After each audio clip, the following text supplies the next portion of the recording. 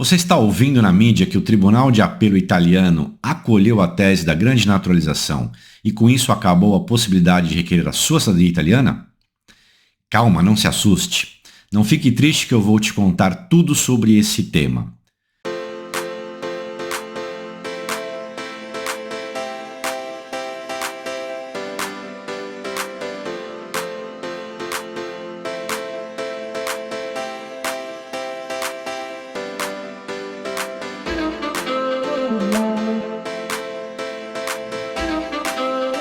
No vídeo de hoje, faremos um breve estudo sobre a sentença do Tribunal Recursal italiano. Assista até o final e descubra o que realmente aconteceu. Separe o corneto de albicoca, porque nós estamos chegando. Olá amigos, me chamo Jimmy Mendroni e sou diretor jurídico da FM Cidadania Italiana. E como dito, no vídeo de hoje preparamos um material especial sobre a sentença da Corte de Apelo no que tange a grande naturalização que ocorreu esta última semana. Mas antes de começar, gostaria de convidá-los a se inscrever neste canal e ativar as notificações, clicando no sininho aqui embaixo. E lógico, se no final você tiver gostado do conteúdo, deixa um joinha, beleza? Aliás, faz o seguinte, já clica no like agora para não esquecer.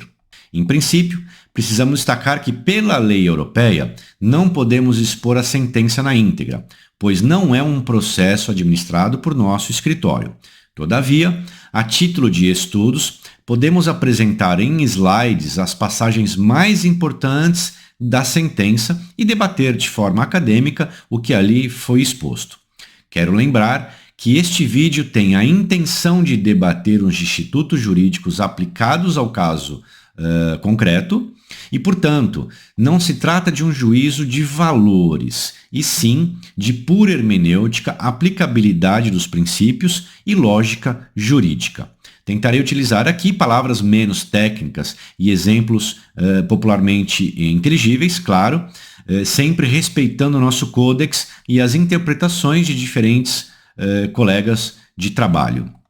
Importante também salientar que nós não tivemos acesso à peça inicial, aquela peça apresentada lá na primeira instância, e nem mesmo à sentença da primeira instância. Logo, esse estudo de caso concreto será baseado naquilo que a Corte expôs em suas razões, tanto de fato quanto as razões de direito. Um outro importante destaque inicial desse estudo é lembrar que todo e qualquer juiz deve se ater ao que cada parte falou e provou, e ao final dizer o direito dentro dos limites escritos na inicial e na contestação. E o mesmo ocorre em grau recursal, tá certo? Falaremos melhor sobre essas questões mais à frente. E por fim, gostaria de parabenizar o advogado da apelada, para vocês entenderem um pouquinho aqui, a ação foi proposta no primeiro grau, o cliente ganhou, tá certo? O requerente que estava atrás da cidadania ganhou, e aí então a avocatura apelou. Portanto, quem ganhou a ação na primeira instância, hoje será chamada de apelada, e a avocatura que foi a vencida, que perdeu a ação, será chamada de apelante. Então aqui eu quero parabenizar o advogado da apelada, pois, a meu ver, ele apresentou suas contrarrazões com muita técnica, com muita base legal, com esmero. Ele fez, portanto, uma excelente interpretação do regramento e conseguiu expor sua tese de forma clara, simples e bem objetiva. Tá certo? Ultrapassado isso, vamos ao apelo. Nessa primeira parte da peça, pessoal, eu destaquei aqui ela em azul, um ciano. Nós temos ali a passagem da sentença que será atacada pelo recurso. Então, quando se apresenta um recurso, eu tenho que informar nas minhas razões recursais o que eu quero atacar naquela sentença proferida na primeira instância. Então, neste caso, para a gente aqui, para ficar fácil, é toda essa parte que está no quadrante ciano. O que está em negro, em preto, na cor preta, são partes do processo das quais trazem informações das partes ou do processo, de tempo, de ano, alguma coisa assim, que eu não posso também deixar transparecer. Então, o que está em preto é o que realmente é proibido de se mostrar. O que está em azul ciano, então, é a parte em que será proposto as razões do recurso de apelo. Por quê? Porque lá atrás, tá certo? Na sentença, o magistrado ele usou esses pontos para chegar à conclusão, para proferir a sentença dele. E quais foram os pontos ali naquela sentença de primeira instância? 1. Que o italiano nunca foi naturalizado. 2. Que a cidadania foi transmitida a todos os descendentes da linha. 3. Que inexiste documento comprovando a renúncia do direito. 4. Que a grande naturalização não pode gerar a perda da cidadania por impor a cidadania brasileira neste caso. 5. Que a lei vigente à época discorre os motivos taxativos para ocorrer a perda da cidadania. Frente a isso, tá certo? Isso foi o que aconteceu, resumidamente, foi a base legal, né? Fatos e direitos, no caso, os fatos em cima dos direitos. Diante dessa sentença, a avocatura apresentou, então, um recurso, aqui chamado recurso de apelo, no Brasil chamado de apelação, quase a mesma coisa, né? A única diferença é que aqui nós chamamos de corte de apelo. E aí, então, esse recurso foi apresentado e esta parte do processo eu destaquei em rosa, né? Vou dizer que isso aqui é um rosa choque, eu não sei o que é. E onde no entendimento da avocatura, o magistrado lá da primeira instância, ele errou, né? Sustenta ali que somente uma linha de descendência legítima, ininterrupta, podem consentir o direito e que para tal deve-se observar as seguintes circunstâncias. 1. A inexistência de naturalização em massa. Olha só o que ele fala aqui, pessoal. Não pode existir nenhum tipo de naturalização em massa. 2.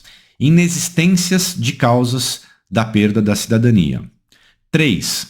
A não renúncia por parte dos interessados e de todos da linha de descendência. Segundo o que ele estava dizendo ali, né, segundo o que ele sustenta, está previsto nas leis 9192, 555 e Código Civil de 1865.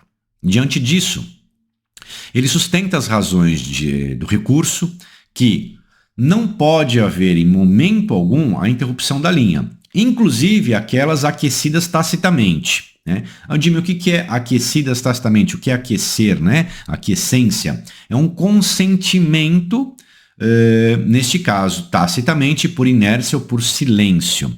Lembra daquela frase popular, pessoal, quando a gente era um pouquinho mais novo, que nós escutávamos, ou até falávamos, né? Quem cala consente. Isso é o que está ocorrendo na visão da avocatura, né? Quem cala consente. Na verdade, para o direito, quem cala não diz coisa alguma. Né? Eu estou calado, por exemplo, eu não estou dizendo nem sim, nem não, nem talvez. Eu simplesmente estou em silêncio, não estou dizendo nada. E isso é uma das primeiras lições que aprendemos nos bancos da faculdade, né? Então, o advogado, né, a avocatura, rasgou essa parte que ele aprendeu na faculdade, que todos nós aprendemos, né? E está querendo dar uma ideia, uma conotação diversa, que quem cala está aquecendo. E então vamos para as contrarrazões, né? O que são as contrarrazões? Também para vocês entenderem. Nós tivemos a ação de primeira instância, contestação, sentença. Acabou a primeira instância. Se alguém ali se sentiu prejudicado, pode promover um recurso, tá certo? De apelo, por exemplo, igual a esse que nós estamos vendo. E aí, então, quem está se sentindo ofendido, que apresenta o apelo, ele escreve, né? Ele transmite as razões do apelo dele. E a parte contrária, né, que seria o apelado nesta relação jurídica, vai apresentar o que chamamos de contrarrazões, né, de apelação. Então, as contrarrazões, eu vou usar aqui a cor vermelha, dar um destaque bem forte para ela, né, que esta, então, é a parte em que o advogado, ora apelada, no caso vertente, é a pessoa que ganhou em primeira instância, que se tornou italiana segundo a sentença de primeira instância. Então aqui eu negritei, né, eu coloquei de vermelho para deixar bem vivo, bem fácil de destacar, né, de observar. E ele rebateu ali dizendo o seguinte: 1. O recurso é infundado. 2. Que o apelante descumpriu sua obrigação de provar o que sustentou, ou seja, o famoso ônus da prova, né? Ele se inverteu a partir daquele momento. Quem promove a ação, cabe o ônus de provar. Quem vai fazer a defesa, né, vai contradizer o que eu falei, vai contrapor ao que eu falei, vai rebater as minhas provas, vai trazer outros fatos, outros argumentos e também ele se incumbe, então, de tanto provar aquilo que ele está alegando, tanto quanto rebater documentalmente ou por testemunha, ou seja, de algumas formas que são aceitas pela lei, rebater aquilo que eu produzi na minha peça inicial. 3. Que a grande naturalização não foi recepcionada pela Itália. 4. Por não haver a prova da naturalização do italiano, destarte que deveria ter sido demonstrada pela avocatura, deve-se então transmitir a cidadania aos descendentes. 5. Que ao contrário da avocatura, a apelada apresentou prova da inexistência da naturalização através do documento oficial emitido pela autoridade brasileira e que, portanto, caberia à avocatura provar que o documento era falso, ou havia uma inconsistência, ou aquele documento não dizia respeito àquele italiano por ser homônimo, ou faltava um apostilamento, um selo, qualquer coisa que o valha, né? Era uma obrigação ali da avocatura, então, rebater aquele documento.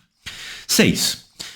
Que o Código Civil de 1865, no que tange à perda, diz que ela ocorre somente com a obtenção.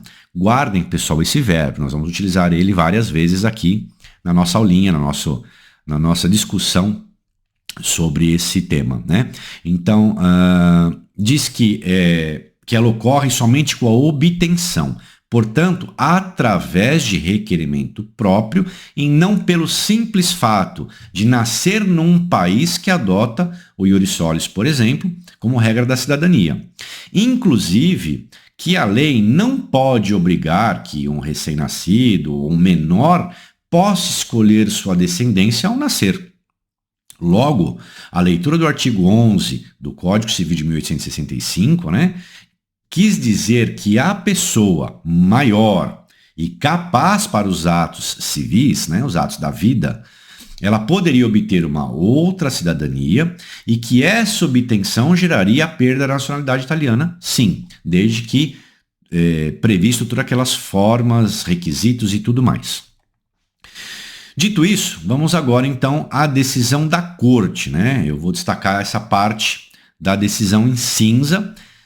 Alguns momentos eu vou usar umas cores mais fortes, porque eu quis dar destaque em alguma coisa importante, né? Então, estruturalmente, ali foi apresentado a parte dispositiva que se queria recorrer da sentença de primeira instância, depois veio com as razões da apelação da avocatura. Agora, por fim, nós vimos as contrarrazões e entraremos, então, na seara, naquela parte onde as juízas, e eu vou usar aqui muitas vezes a juíza, tá, pessoal? Mas ali é um colegiado, eram 3 juízas, mas para ficar fácil, no bate-papo, talvez eu utilize mais a expressão a juíza.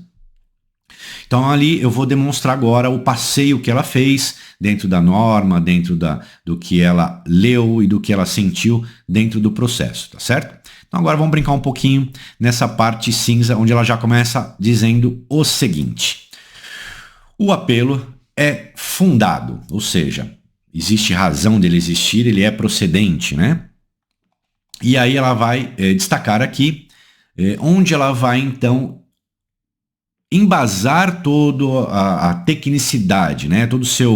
A sua sentença deverá ser embasada sempre em dispositivo legal, né?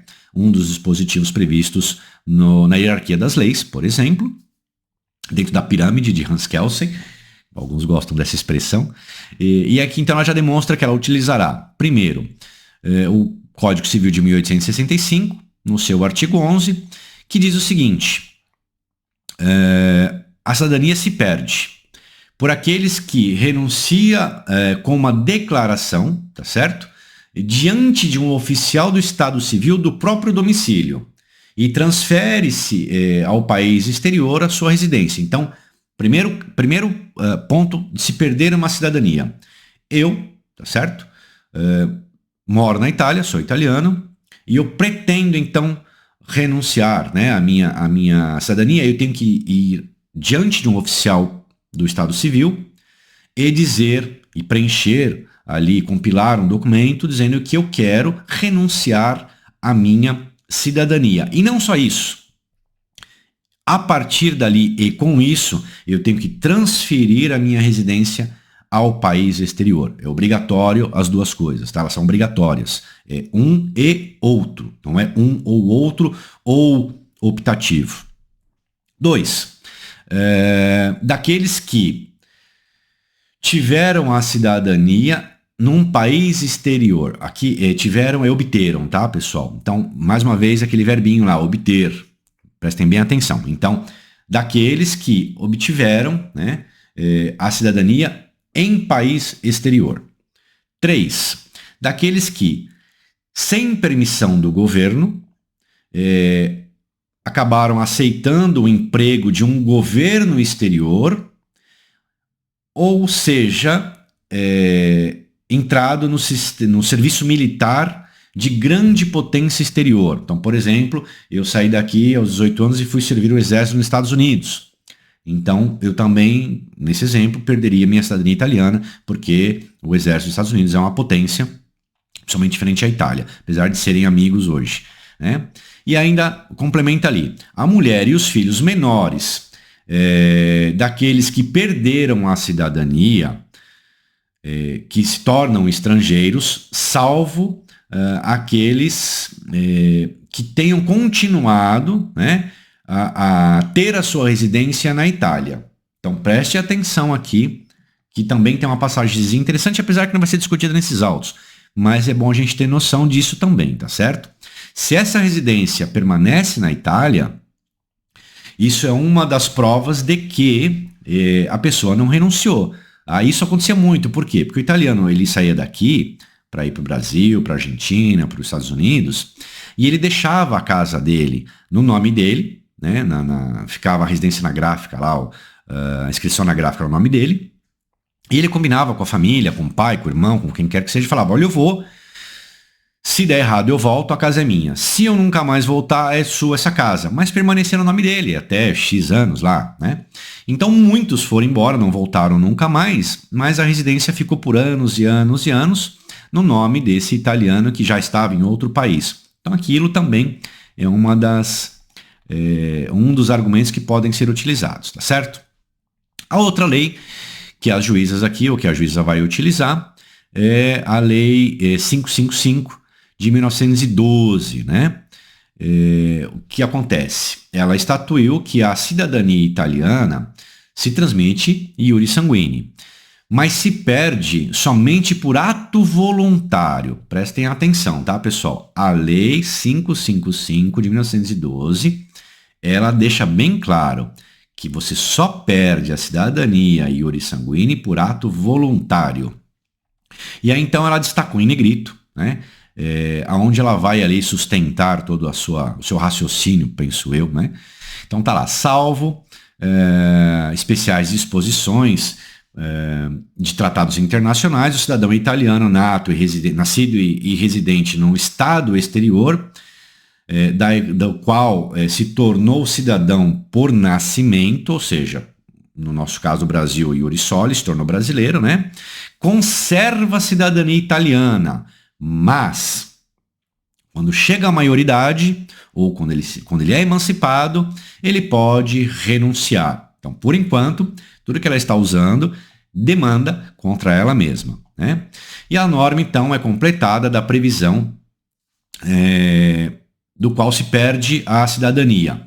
Primeiro, quem espontaneamente adquire uma cidadania estrangeira e estabelece ou tem estabelecido no exterior a própria residência. Notem aqui, pessoal, de novo, tá certo? É aditivo essa situação. Então, quem espontaneamente adquire uma outra cidadania estrangeira, então aqui a gente está falando que é aquisição, né? Não é originária no caso. E também precisa estabelecer ou ter estabelecido a própria residência. Então, uma depende da outra. 2. Que havendo adquirido sem o concurso de vontade própria uma cidadania estrangeira, declarando de renunciar à italiana, né? Declara renunciar à italiana e estabeleça ou tenha estabelecido no exterior a própria residência, previsão do artigo 8º. Então veja que, quando você fala que havendo adquirido sem concurso de vontade própria uma cidadania estrangeira declarada, né, de que você renunciou à sua italiana e ainda estabeleça ou tenha estabelecido uma residência no exterior. E por fim, né, ela vai utilizar também a Lei 9192 sobre o ponto de vista da problemática em exame. E aí o que acontece? Ela diz o seguinte, que a Lei 9192, ela tanto confirmou quanto reforçou que a tal escolha, né, a conexão, por exemplo, da cidadania como um legame persistente que se transmite e não se extingue. Notem só, tá? Então você tem ali, a própria Lei 992 diz que a cidadania é um legame persistente que se transmite e não se pode extinguir, salvo em casos excepcionais, né? Se não por vontade, uma escolha individual e livre, expressa. Ela tem que ser livre e expressa e individual. Eu não posso renunciar em nome da minha família. Eu estou renunciando, mas eu quero que minha filha, meus filhos, minha mulher, todos vão se renunciar, serão renunciados, renunciarão porque eu quero. Não, ela é individual. Eu, Jimmy, não quero mais ser, ponto. Como é que eu tenho que fazer? Tem um formulário para eu compilar? Eu tenho que comparecer a algum órgão público, né? É isso que a lei deixa muito claro. E aí então vem o artigo 11 o seguinte, a disposição consente em particular que se mantenha a cidadania italiana aos italianos imigrados no exterior, né? E que adquiriram voluntariamente a cidadania do estado no qual reside, né? Por poder inserir-se plenamente no contexto social e econômico daquele país, e aí usufruir dos tratamentos favoráveis reservados aos cidadãos. Então o que é isso aqui? Olha, você vai manter a sua cidadania italiana, mesmo que você pegue uma outra cidadania, para você poder viver bem naquele outro país, para você poder ter ali uma ajuda socioeconômica, para que você viva bem, para que ninguém fique te ridicularizando. Então está previsto na lei italiana, né? Você não perde também se você estiver nessa situação, tá certo? Então, digamos o seguinte, nesse ponto de direito, a questão ou as questões mensuradas, né, em relação à documentação, está ligada aos atos, na visão da juíza, está ligado aos atos, tá certo? No qual prescinde que haja ali um liame, né, uma ligação entre o italiano e entre aquele que está requerendo. Então, eu tenho que comprovar tudo através disso, né, esse liame jurídico que existe entre o italiano e o requerente, né? E aí, então, ela faz um en passant em cima dos atos que aconteceram desde o nascimento do italiano até lá o requerente, né? Então, ela fala que o italiano ele migrou para o Brasil em época imprecisa, pessoal, preste atenção nisso, não se sabe quando ele foi, tá certo? Mas se sabe que ele, através do ato de nascita dele, ele nasceu em 1866 e se casou na Itália em 1890, percebem? Então ele casou em setembro de 1890, finalzinho de 1890, né? Já estava quase para acabar aí a grande naturalização no Brasil. E ele faleceu no Brasil em 1937. E que em 1905 ele declarou, né, foi declarado o nascimento da filha, ele declarou o nascimento da sua filha.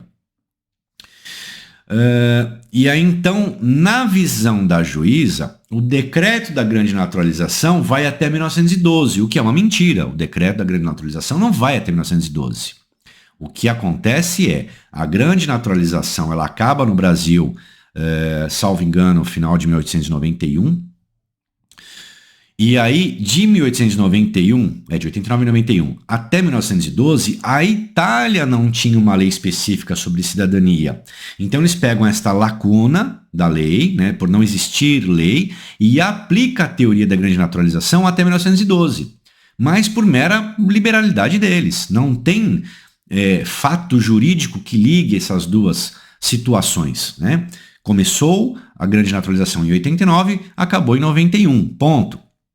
Esquece de falar sobre grande naturalização a partir de 1891.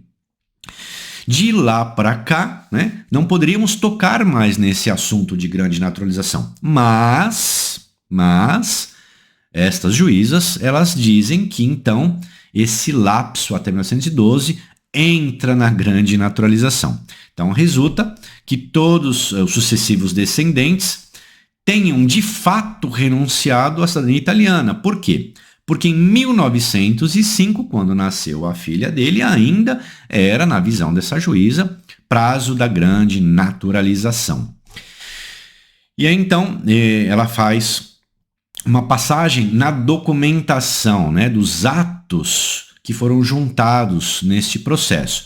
E a gente vai até repassar isso aqui juntos, pessoal, que tem uma coisa bem interessante para vocês verem onde que vai um pouquinho a má-fé. Eu não sei se má-fé, não posso dizer isso, mas onde vai uma intenção não muito bacana dessa juíza aqui ou dessas juízas, tá? Então, o que ela fez? Ela juntou toda aquela documentação, aquele conjunto probatório dos atos de nascimento e disse o seguinte, que o fulano de tal nasceu na Itália e migrou para o Brasil em época imprecisa. Notem, ele nasceu, vamos voltar um pouquinho aqui, ele nasceu em 1866, tá certo, pessoal? Então, olha só, fulano de tal nasceu em tal local na Itália em 1866 e emigrou para o Brasil em época imprecisa, em torno do final de 1800. Perceberam? 1800. Gente, ele nasceu quase em 1900. Então, quando você coloca... É a mesma história de quanto custa? 10 euros ou 9,99? É mais ou menos isso, tá? Que a ideia que se teve aqui. Então, ele faleceu, ele foi para o Brasil em época imprecisa e faleceu em torno do final do ano de 1800. Então, vamos à verdade. Ele nasceu em 1866. Ponto. Casou-se em 1890, final de 1890.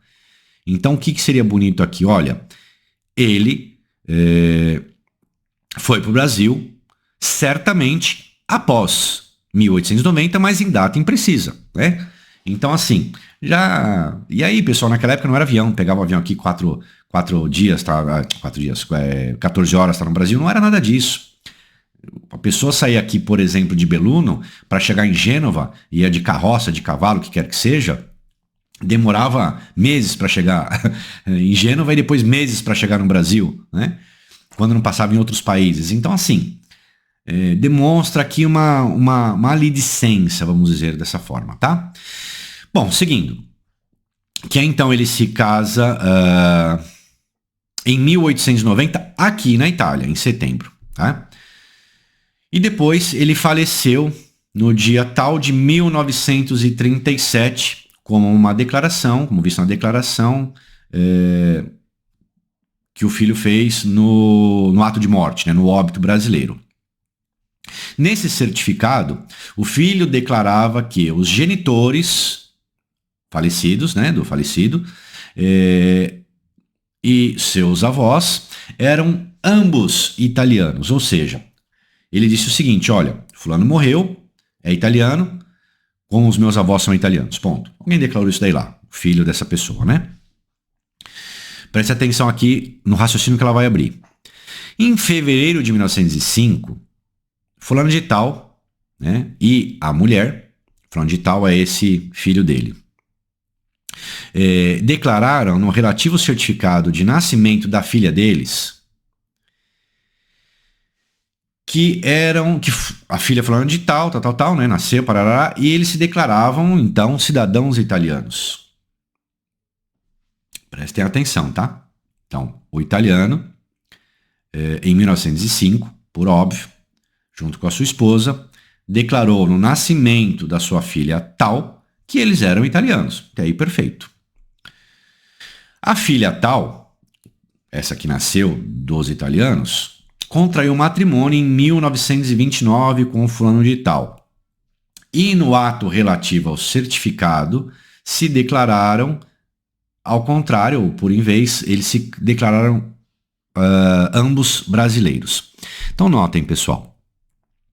O casal italiano, teve uma filha no Brasil, foram ao cartório, né? E aí então, quem é o senhor? Eu sou Giuseppe Garibaldi. E a senhora? Eu sou Anita Garibaldi. Como é que vai chamar a sua filha? Vai chamar Joaquina Garibaldi. Ok. O senhor nasceu onde? Na Itália. A senhora? Itália. A criança nasceu aqui? Nasceu aqui ou nasceu no meio do caminho? Não, nasceu aqui. Beleza. Automaticamente, por lei, ela é brasileira. Não se pergunta para os pais, a sua filha é o quê?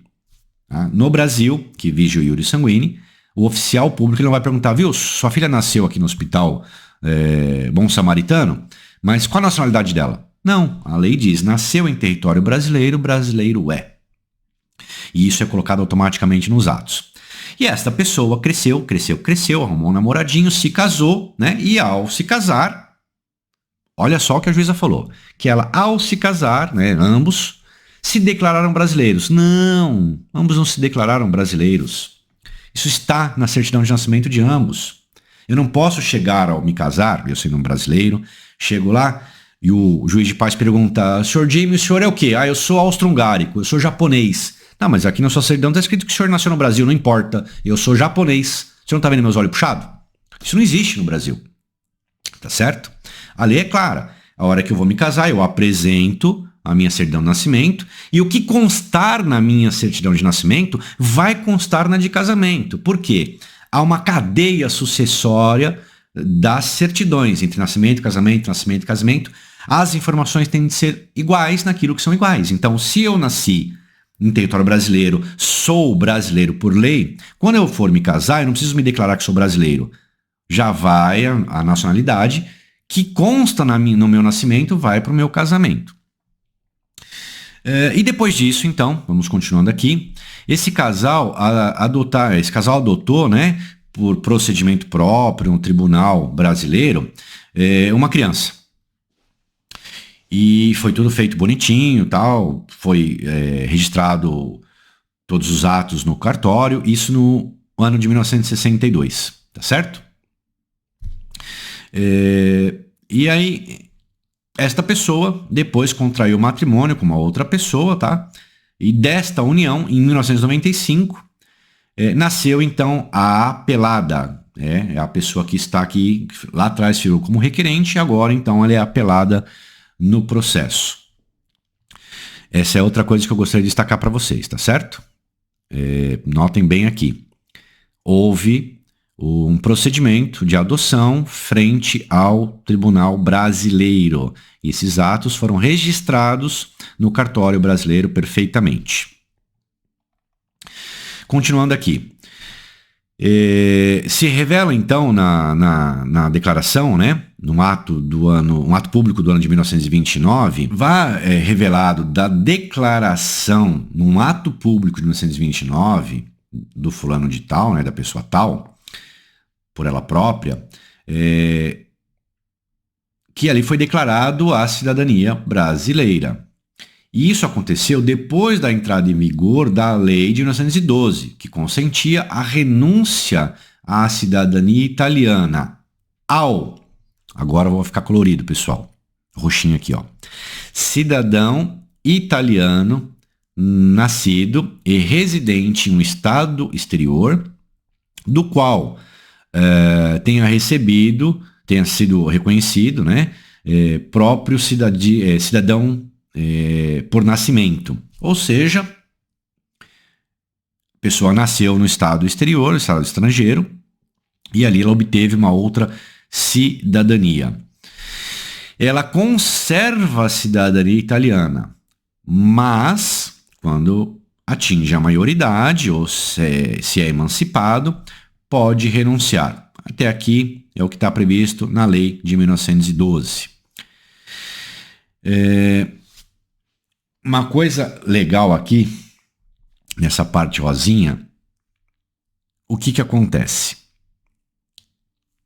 Essa passagem eu achei muito estranha da sentença, tá? Da decisão. Aqui ela diz o seguinte, que deve-se presumir, seria mais ou menos isso a tradução, tá? Que a pessoa, né, ela aderiu àquela cidadania brasileira. Deve-se presumir que ela aderiu àquela cidadania brasileira e, consequentemente, renuncia àquela italiana derivada do italiano. Então, notem, pessoal, está muito claro aqui o que essa juíza está querendo utilizar de malabarismo dentro do conceito técnico da palavra, tá? Para que não ofenda ninguém. Ela diz o seguinte, a lei: cidadão italiano nascido e residente no estado estrangeiro, do qual ele recebe, né, do qual ele é próprio cidadão por nascimento, né, ele recebe aquela cidadania por nascimento, mas com isso ele conserva a cidadania italiana. E quando ele chega à maioridade, ou ele é emancipado, ele pode renunciar. Mas no caso em Testília, ela deve presumir, né, que como ela aderiu, aquela criança aderiu à cidadania brasileira, né, ela renunciou àquela que viria do seu pai, renunciou àquela que viria do italiano. E por este motivo, por esse senso, é fundado, é procedente a tese da parte do apelante. Ou seja, ela diz que por esta razão a avocatura tem razão. Perceberam o malabarismo que ela criou aqui, pessoal? Como é que eu posso pegar para uma criança que nasceu no Brasil, né, e falar para o oficial público, olha, meu filho está nascendo aqui, eu sou italiano, mas meu filho está nascendo aqui, todavia eu não quero que você coloque aí que ele é brasileiro, não, eu quero que você coloque que ele é italiano. Ou então eu quero que você coloque que ele é duplamente cidadão, Itália-Brasil. O que o oficial vai dizer? Olha, senhor Jimmy, nascido aqui, brasileiro é. Se o senhor quiser que eu coloque aqui uma dupla cidadania, o senhor tem que fazer o registro dessa criança no consulado ou no órgão competente, e daí então eu vou fazer no nascimento dela uma averbação de que ela tem a dupla cidadania, por exemplo, né? Então não existe você mudar a nacionalidade porque você quer ao nascer do seu filho. E aí então, em sequência, ela acabou casando, como eu disse agora há pouco, ela continuou como sendo brasileira, né?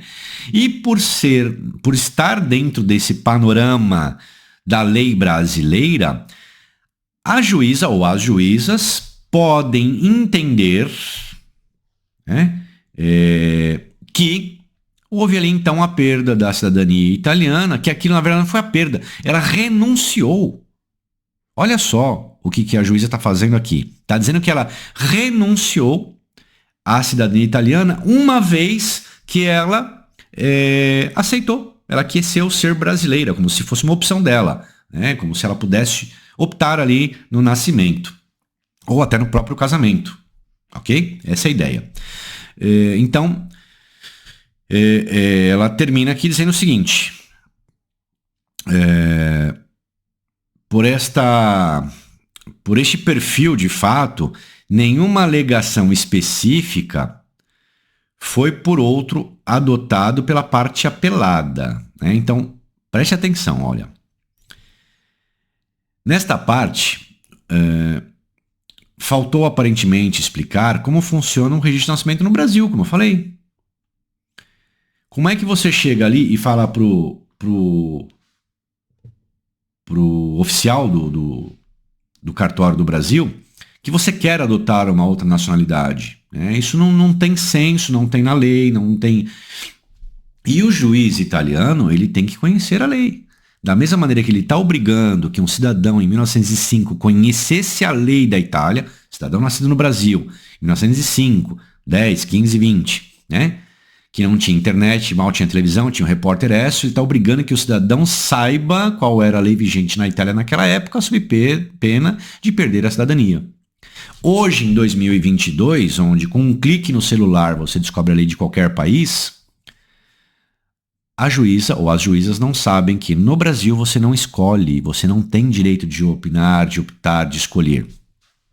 Para vocês entenderem melhor, pessoal que está no Brasil, a cidadania portuguesa permite isso.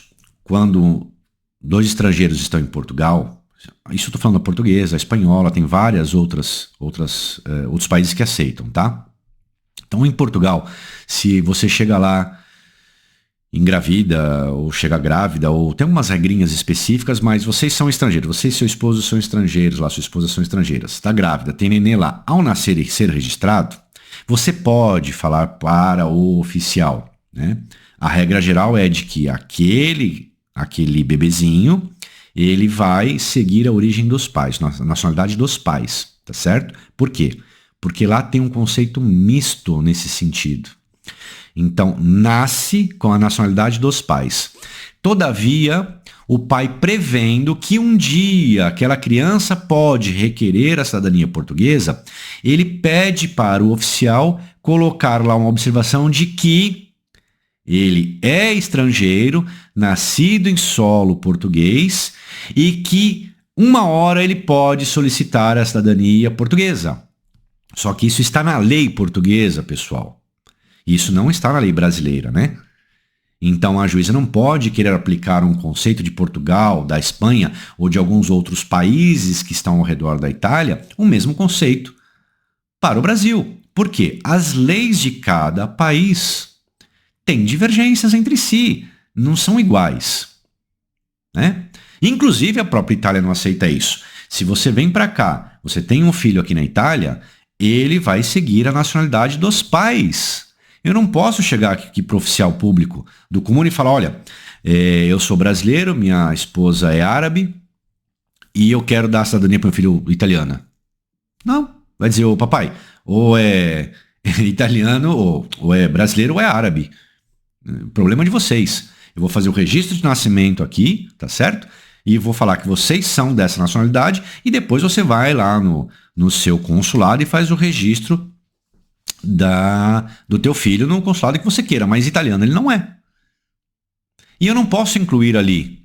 Olha, inclua aí que eu tenho interesse ou ele um dia pode ter interesse. Então, esse tribunal ele tentou ir por um caminho que tanto a Espanha quanto Portugal utilizam hoje, utilizam há alguns anos já, mas esquecendo ou de má fé ou de boa fé, eu não sei aonde, não sei como nem quando, que no Brasil não vige a mesma lei, tá certo? Vamos dar sequência aqui porque já está bastante grande esse vídeo. Aí o que acontece aqui, pessoal? Nós vamos para uma parte também interessante, até coloquei de laranja aqui. O que especificamente aconteceu a gente já leu lá, mas vamos deixar mais claro aqui, tá? Houve uma adoção de um filho no meio do caminho, né? Como a gente leu lá em cima. E o que acontece? Ela fala aqui que esse ato, ele não consta, nem no ato, não consta o reconhecimento na Itália, tá certo? E não foi feito a parte judicial dessa adoção na Itália. Não foi nem transcrito, nem averbado, tampouco colocado aquela sentença para valer na Itália. Ou seja, não houve o atendimento do regramento local italiano no que tange a adoção de um filho. Só que a lei também é muito clara em relação a isso, né? E talvez aqui tenha sido o grande erro do processo enquanto linha de transmissão. Mas eu vou tocar nesse assunto já mais profundamente. Por que eu falo que talvez tenha sido um erro aqui? Porque isto não foi alegado, pelo que nós vimos, não fez parte dos autos iniciais, da ação inicial. Por que não fez, Jimmy? Porque não foi rebatido nas razões de apelo. A avocatura, quando apresentou as razões, ela não falou sobre esse filho adotivo. Quem está falando sobre esse filho adotivo é o tribunal. Mas, ora, onde é que ele pode fazer isso? Qual é o poder que esse tribunal tem de analisar aquilo que não faz parte das razões de apelação? Juridicamente, eu sei que muita gente pode dizer assim, não, Jimmy, mas se estava errado, né? Se realmente ela foi adotada, nesses termos tais que a juíza pensou, ela não poderia ter sido declarada italiana. Ok? Vai bem? Não é isso que eu estou discutindo. O que eu estou discutindo é a legalidade processual. Entrou com ação lá atrás. Eu estou, na leitura do recurso, estou pressupondo que o advogado não falou que ela era adotiva. Em que pese juntou as certidões, fez tudo, tá? Ninguém escondeu documentação. Foi juntado aos autos toda a documentação, inclusive da adoção. Tanto é que o próprio tribunal teve acesso a ela no recurso, né? Dentro dos autos do recurso. Então foi juntado isso lá atrás. A juíza nada falou. Por quê? Porque para a juíza ou juíza, não sei, não havia irregularidade nessa adoção, nem nenhum ato contrário ou faltante no que tange a essa adoção para com a Itália. A própria avocatura também entendeu que não teve nenhuma irregularidade e que não era esse o problema da sentença procedente. Né? O problema na visão da avocatura era a grande naturalização, não ela ser adotada. Quem inovou na decisão foi o tribunal, que ele disse, olha, peraí, fora tudo isso daqui, ela também não tem esse direito, porque ela foi adotada e essa adoção não foi regularizada perante o Estado italiano. Por isso, pessoal, que a gente costuma dizer, aqui eu vou abrir um paralelo, tá certo? A gente costuma dizer para os nossos clientes o seguinte, se você é um filho adotivo, você tem duas opções. Faz a do seu pai primeiro, se for consular ou se for presencial, e dentro de um ano faça a sua, porque vai ter um grande problema ali. Você pode ter um grande problema com o poder discricionário, então a gente indica que faça dentro de um ano. E ainda faça todo o reconhecimento daquele documento de adoção perante o Estado italiano a partir do momento que o seu pai se torna italiano, né, o adotante. Ou você faça esse reconhecimento nos próprios autos, pode fazer junto. Olha, até aqui a linha não tem nenhuma, não vamos chamar de irregularidade, mas não tem nada de diferente. Então eu quero reconhecer até meu pai. Do meu pai para mim, eu sou adotivo, tá aqui a documentação. Então, excelência, reconheço meu pai, por conseguinte, me reconheça. Tá certo? É isso que você vai pedir. Que eu não sei se foi isso que foi feito aqui, eu não sei qual que é a história toda que aconteceu dentre os autos principais, dos autos iniciais. Mas o que me causa estranheza é esse recurso, né, na sede de sentença desse recurso, a própria juíza ou as juízas trazer essa informação à baila. E aí, então, ficarem em cima disso, né? Então, vocês vão notar, na sequência aqui, vamos girar, se deve, tá certo, definitivamente entender como fundado o motivo desse apelo. Quanto à falta de uma prova da descendência sem a interrupção do cidadão italiano, porque o ascendente tal, né, ela se declarou, ela foi declarada por ela se autodeclarou, né, cidadã brasileira em todos os atos públicos feitos no Brasil. Então, assim, ela deve ser entendido como que esse ato, ao se declarar brasileira nos atos para frente, o casamento da filha dela, o nascimento da filha dela, ou a adoção da filha dela, ela manteve, né, a nacionalidade brasileira. Óbvio, é o que está no registro. Não mudou o registro ainda. Não houve o reconhecimento de nenhuma outra cidadania. Então, sempre, por ser em cadeia, né, vai constar que é brasileira. E não simplesmente porque ela chega ali e fala, olha, me declaro japonesa, olha, me declaro... Não tem essa flexibilidade a lei brasileira, não é assim. Mas é essa conotação que a magistrada quer dar. De que você pode simplesmente, deveria, no caso dela, ter dito, eu quero ser italiana, eu sou italiana, não importa onde eu nasci, eu sou italiana de corpo, alma, sangue... Perceberam? Aquela relação afetiva, ela quer dizer isso, né? Que faltou essa afeição pelo Estado italiano e que deveria essa afeição ser colocada num papel público. que a falta disso leva à conclusão na cabeça dela ou delas de que ali então interrompeu-se o direito a iure sanguine para a cidadania italiana. Nesse sentido, o que me causa também uma grande estranheza é que você não tem condição hoje de chegar, por exemplo, né, e expor ou querer que se coloque qualquer coisa em documento público. E o estranho de tudo, como eu estava dizendo, é acreditar que uma magistrada em grau de apelo, numa corte de apelo, que ela venha desconhecer a legislação brasileira. Ela poderia até dizer, poderia, mas se vale para ela, vale para todos. Se ela pode dizer, poxa, eu não sabia que a lei brasileira era assim. Ok, se você não pode saber que a lei brasileira é assim em 2022, como eu disse agora há pouco, quem é de 1900 também, não pode, também tem o mesmo direito de dizer que não conhecia a lei italiana, né? Então vamos fazer o seguinte, pessoal, nós vamos agora dar uma debatida aí no núcleo dessa sentença, né, dessa decisão com base nos argumentos apresentados. Antes de tudo, como dito no início do nosso vídeo, o magistrado ele deve julgar sempre nos limites propostos na ação e na defesa. Com isso, ele profere uma decisão, uma sentença. Essa sentença só pode julgar o que está ali.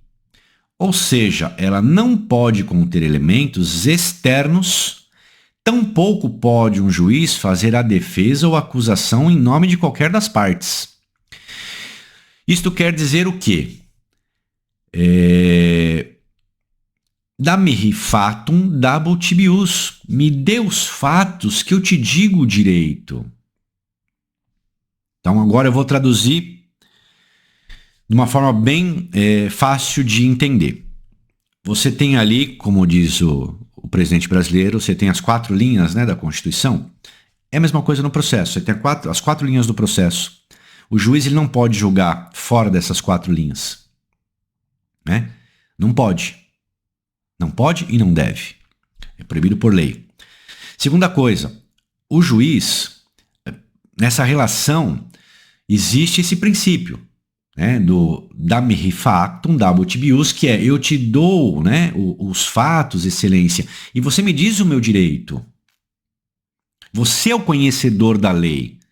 Eu te conto o que aconteceu comigo e você vai aplicar a lei ao caso concreto. Você vai me dar o remédio jurídico perfeito porque você é o cara do remédio. Você é o PhD do remédio, né, da medicina jurídica. Essa é a ideia, esse princípio é isso aí.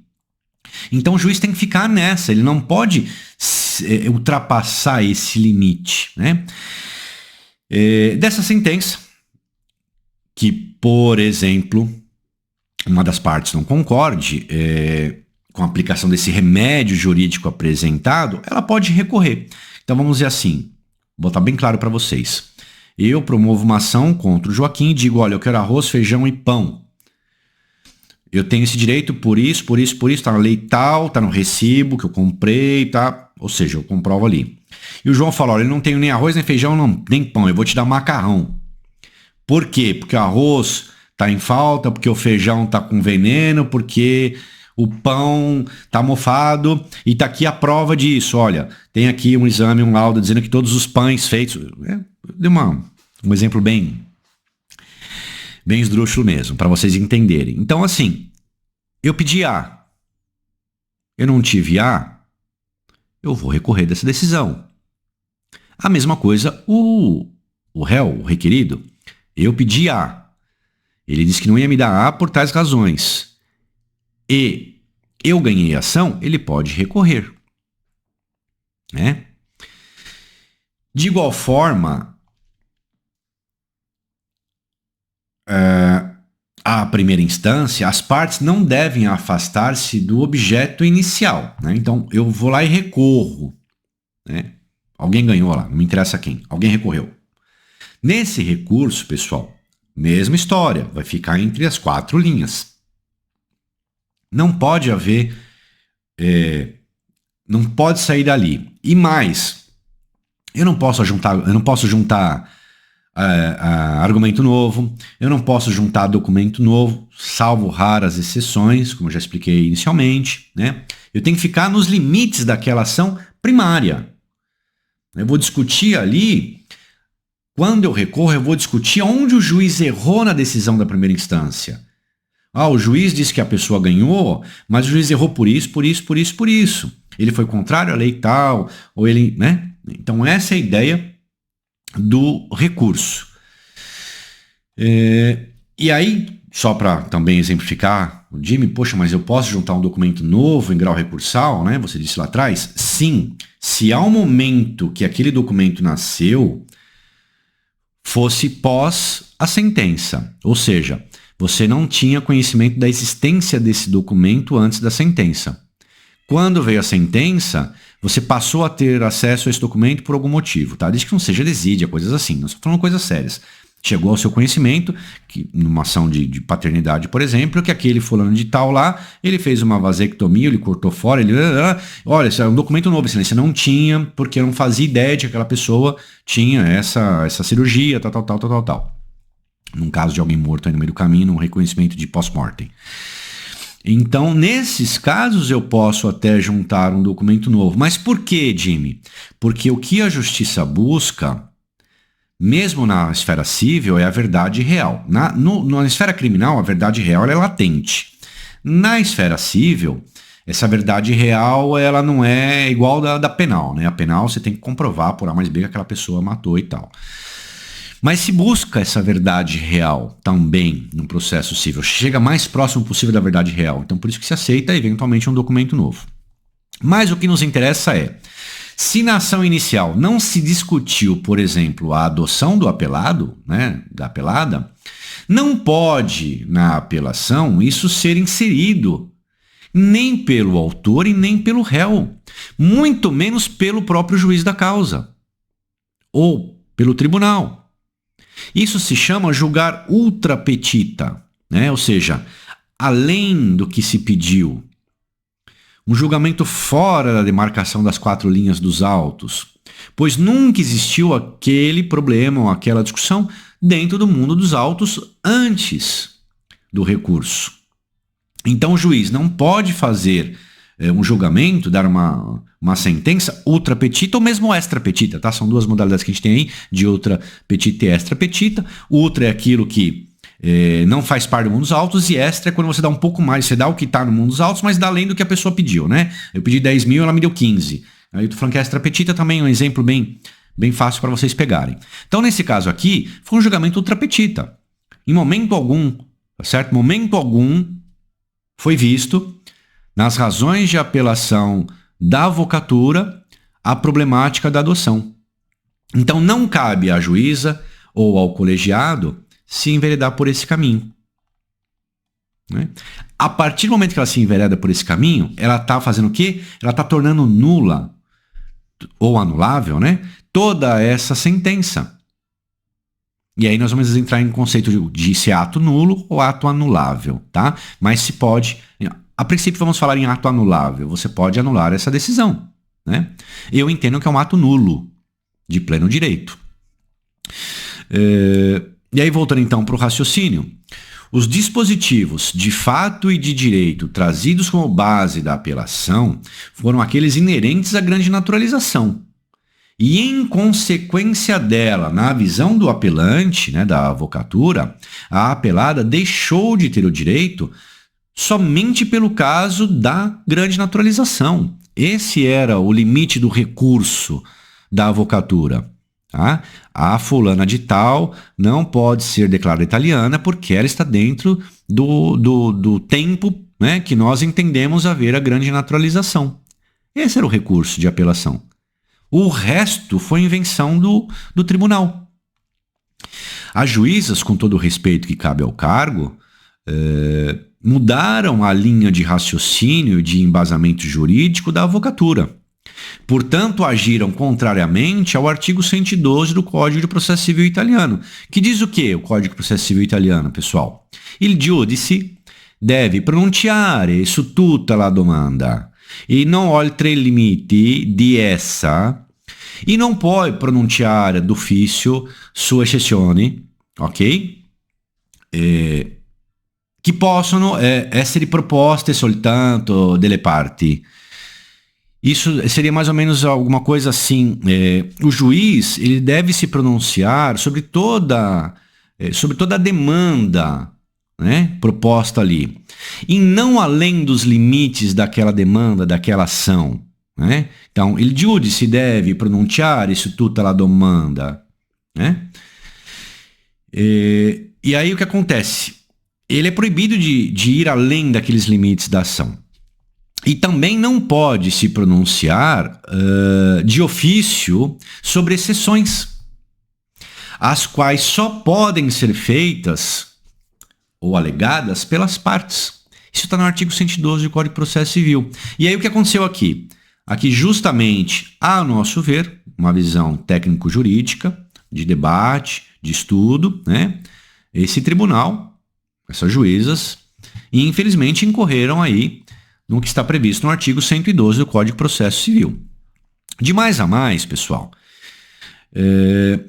nessa decisão elas transformaram um direito objetivo em subjetivo, onde as pessoas descendentes dos italianos, ou de um italiano, né, devem ou deveria sempre manter-se ligado à Itália através, por exemplo, de declararem-se italianos. Essa é a ideia que ela deu lá, né, nos documentos públicos.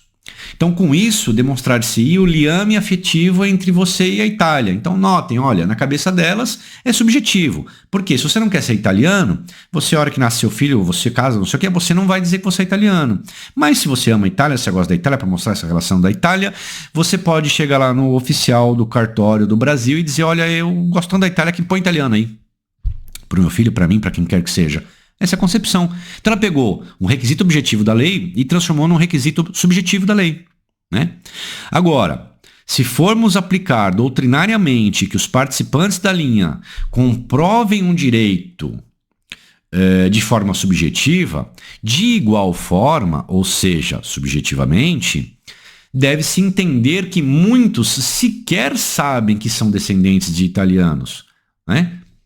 Por direito objetivo. E que ao descobrirem passam a nutrir tal sentimento com a Itália. Portanto, um elemento também subjetivo. Então, olha como que vai ficando difícil trabalhar com subjetivismo.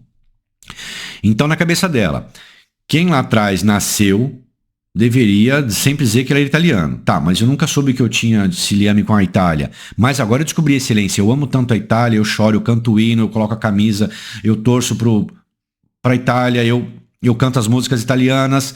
Então, daqui para diante, subjetivamente, eu me torno italiano? Perceberam? Elas querem passear dentro de um espaço que isso vai dar errado. Elas querem emplacar ali, não sei por qual motivo, uma tese nova, transformando todo o direito positivo e objetivo no subjetivismo da parte requerente.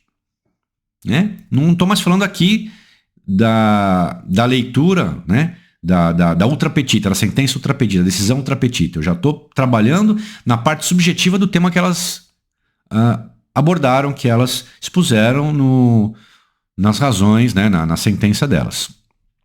Outra situação também, que a gente pode incluir aí, é aquela em que o italiano fazia 30 filhos e sequer mantinha contato afetivo com eles. Né? Um monte de italiano aí que teve 10, 12, 15, 30, 50 filhos, não sabia nem o nome do filho. E que afetividade tem nisso daí? Muitos colocavam no mundo, depois o mundo mesmo criava. O filho fazia 10, 12, 13 anos, saía para o mundo, o filho do italiano mesmo, né? Saía para o mundo, ia para outra cidade. E aqueles então que mantinham várias famílias. Eu passei por isso. O meu avô, cada cidade que ele dava um nome diferente. O nome era o mesmo, ele dava um sobrenome novo para ele. Na verdade, o sobrenome era o mesmo, ele mudava a última letra, uma hora era Mendroná, outra hora era Mendroni, outra hora era Mendronê. E ele andava com uma carteirinha do sindicato lá, dos bares e restaurantes que ele trabalhava, que ele era o auxiliar de escritório lá, e ele que fazia a carteirinha. Então ele pulava fora da cerca e levava aquele documento. Aí nasceu um filho, ele punha Mendroná, nasceu outro filho, ele punha Mendronê, nasceu outro filho, ele punha Mendroni. E aí? Que relação de afetividade essas pessoas vão ter? Percebem? Quando é que essas pessoas vão descobrir quem é quem? Quando é que elas vão descobrir que realmente o antenato dela, o avô dela, o Dante Causa dela é no italiano? Que momento? Com esse monte de nome que a pessoa tinha. Então nós vamos pegar todo esse subjetivismo histórico e aplicar? Imagine então, vamos ficar todo mundo louco. Por quê? Preste atenção no que eu vou dizer. A premissa nesse caso é, se quero subjetivar com base na história, logo eu devo aceitar que cada história vai me trazer um conteúdo diferente. E daí teríamos então o reconhecimento da cidadania somente pela via judicial. Por quê? Porque o consulado não tem como mensurar isso. O comune não tem como mensurar isso. E aí, então todo mundo vai ter que fazer uma ação. Todos, 100% dos que têm interesse em ser cidadãos italianos vão ter que promover uma ação. Então fecha tudo, a Itália, e vamos contratar juízes aqui. Porque só no Brasil somos mais de 40 milhões. Perceberam? Aonde que essa decisão pode chegar?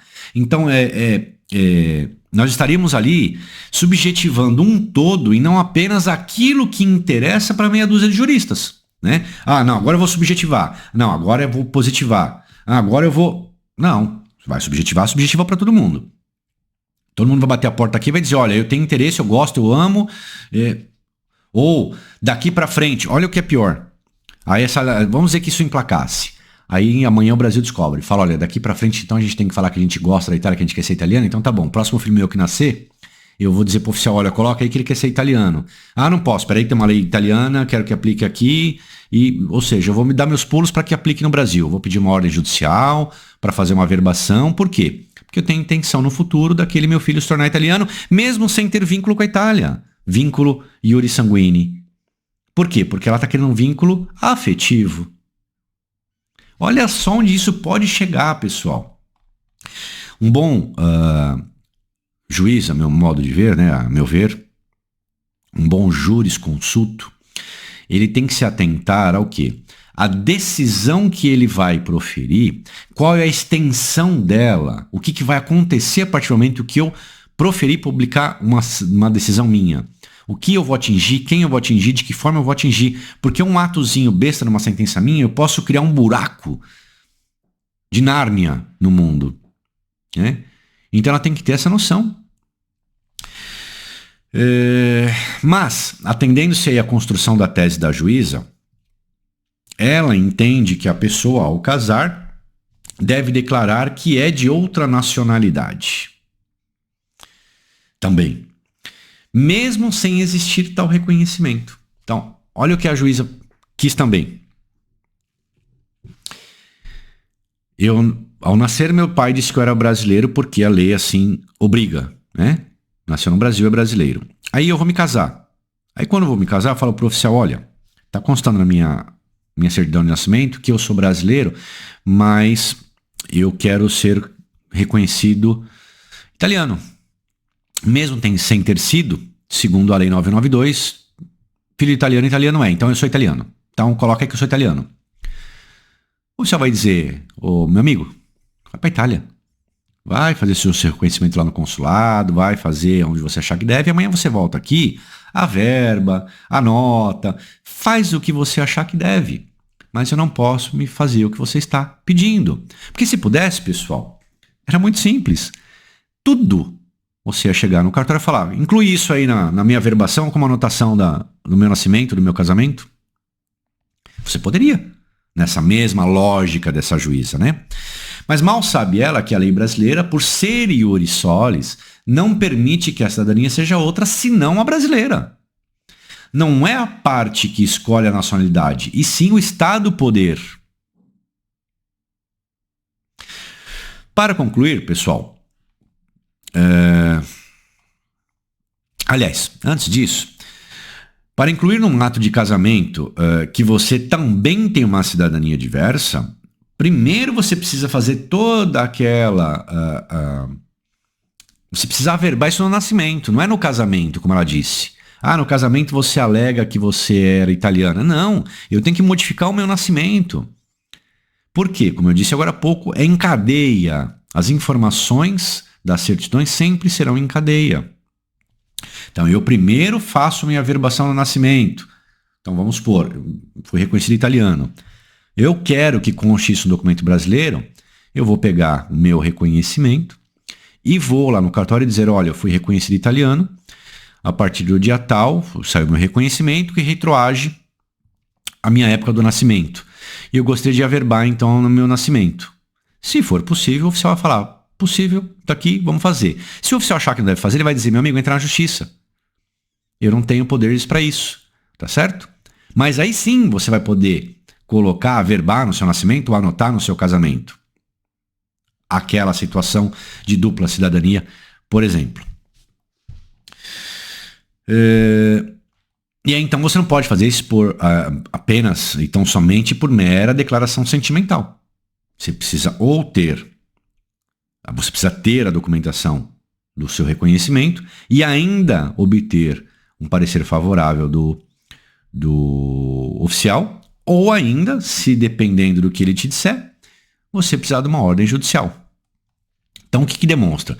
Que isso é uma falta de conhecimento da lei brasileira por parte das juízas. E como eu disse, como é que elas podem, em 2022, ter esse desconhecimento? E aquela criança lá que nasceu em 1905, quando se casou em 1920, ela tinha a obrigação de dizer que ela queria ser italiana, porque um dia, em 2022, uma juíza ia dizer, você tem que provar o sentimento que você tem com a Itália. Você tem que colocar na sua certidão de casamento que você tem vontade ou quer ser italiana, porque o seu bisavô era italiano. Olha a loucura disso, pessoal. Isso não existe, né? Bom, vamos lá, amigos. O vídeo já está bem grandinho, né? E a gente teria horas e horas e horas para falar sobre isso, né? Eu fiquei mais no aspecto mais da parte ultrapetita e da relação da ideia de subjetivismo aí das juízas, né? E o importante é que qualquer aluno de terceiro ou quarto ano de direito tem elementos técnicos de sobra para rebater essa decisão que nós analisamos aqui, né, que nós estudamos aqui. Portanto, não devemos nos preocupar com esta sentença que foi proferida há poucos dias e que agora está em grau recursal, né, foi para a Corte de Cassação. Então, assim, pessoal, não se preocupem, né? A reforma dessa decisão, ela está certa, pois contraria e é contrário a tudo que se aprende e se aplica no mundo do direito. Não tem condições de nada do que aconteceu ali dentro daqueles autos, quer por norma processual, quer por ordenamento civil, aquilo tem como prosperar. Cabe a nós, advogados, mostrarmos que a lei deve ser cumprida e que a criação de teses fantasiosas como essa, com todo respeito, mas mirabolantes, elas não podem e não devem prosperar no nosso meio jurídico, né? Portanto, não se preocupem mais uma vez com essa decisão, ela foi ultrapetita, ela vai ser totalmente reformada. Porque, a meu ver, como eu disse, o ato da juíza ali, das juízas, é um ato nulo a partir do momento que ela incorreu no artigo 112, tá? Mas na pior das hipóteses é um ato anulável. E a propósito, nesse instante, já são 4 ações julgadas nos últimos meses pela Corte de Apelo. Tá? Essa é a 4ª nos últimos meses. E aqui eu vou deixar bem claro para vocês. 2 dessas 4, 2, uma foi proferida por tribunal incompetente. Depois essa, de hoje, que estão tentando emplacar uma aberração técnica.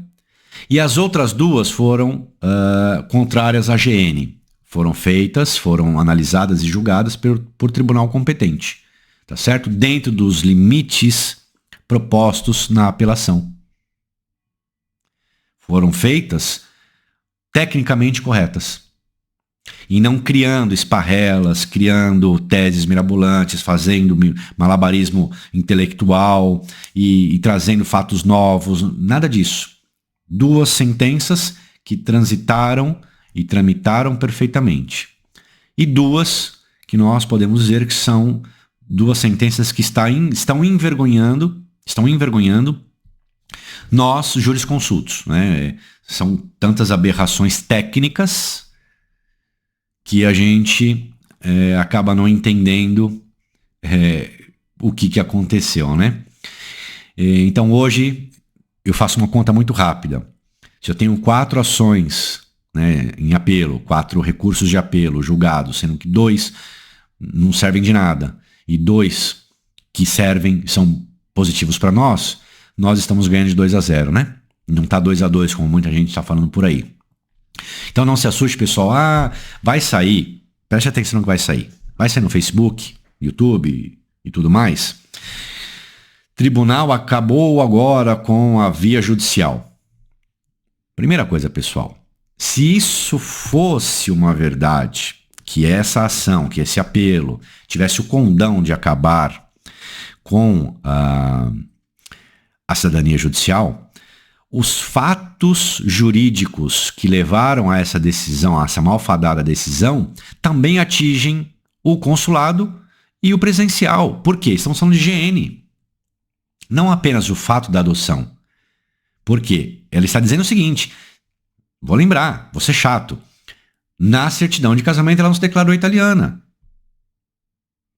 Então, se isso emplacasse um dia, acabou a cidadania para todo mundo. Porque não existe pessoas nesse... Não é que não existe, mas qual o número que pode existir de pessoas que tenham essa documentação mais ou menos assim? Que pode tá 100% como essa juíza quer, né? Então, se vocês virem uma coisa dessa, acabou o judicial, fala para a pessoa, meu amor, não acabou o judicial, acabou tudo então. Porque esta regra serve para todos. Por esses motivos isso não vai emplacar. Até porque, pessoal, nós teríamos aqui 2 tipos de cidadãos, né? Os antes desta lei e os depois dessa lei. Quer dizer, os depois da lei não teríamos cidadão algum italiano. Marco zero seria agora. Quem tirou, tirou. Quem não tirou, não tira mais. Então, se for isso, enquanto eu espero a cassação, eu vou correr para fazer minha cidadania. Essa é a ideia? Será que hoje esse tribunal aguenta essa demanda? Porque isso é uma coisa lógica. Se eu divulgo que tem uma sentença, que o tribunal, em sede de cassação, ele pode, vamos dizer que eu faça isso, tá? Que ele pode aceitar esse apelo, né? O que eu estou dizendo? Olha, daqui 1 ano, 2 no máximo, vai acabar a cidadania italiana. Então, pessoal, vamos correr para fazer. E aí o que acontece? Quem vai dar conta? Nem consulado, nem presencial e nem judicial. Não tem condições de dar conta. Então, todas essas consequências podem advir, né, dessa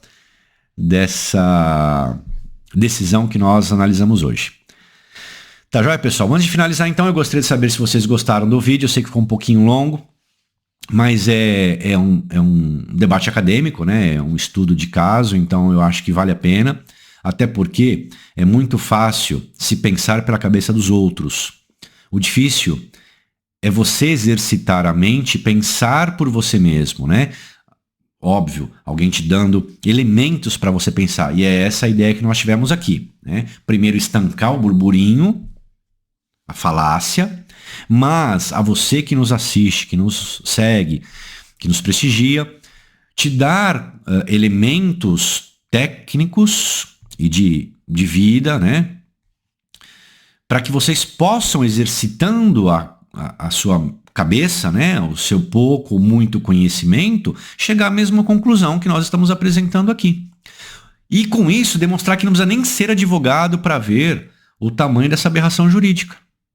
Então, fiquem tranquilos quanto a essa reforma. A meu ver, ela é certa. Mais dia ou menos dia, ela será derrubada, né, essa decisão. E eu ficaria muito feliz se eu tivesse aqui, então, conseguido o meu objetivo, que é deixá-los mais tranquilos em relação a isso.